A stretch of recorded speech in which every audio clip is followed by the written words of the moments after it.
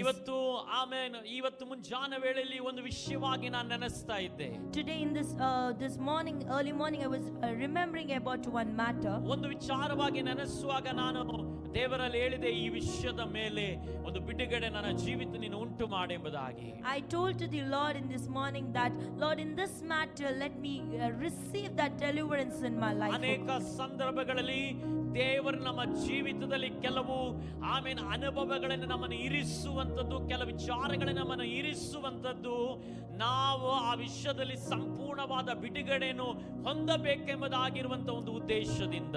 Many of the time Lord keeps us in such situations, such scenarios is only this much, that so that we overcome those situations in our life. ನಮ್ಮ ಜೀವಿತದಲ್ಲಿ next ಹಂತವಾಗಿ ಆ ತಪ್ಪುಗಳನ್ನು, ಆ mistake ಗಳನ್ನು ನಾವು ಮಾಡಬಾರದು, ಆ ಅನುಭವಗಳು ನಮ್ಮ ಜೀವಿತದಲ್ಲಿ ನಡೆಯಬಾರದು ಎಂಬುದಾಗಿ ದೇವರು ನಮ್ಮ ಜೀವಿತದ ಕೆಲವು ವಿಚಾರಗಳು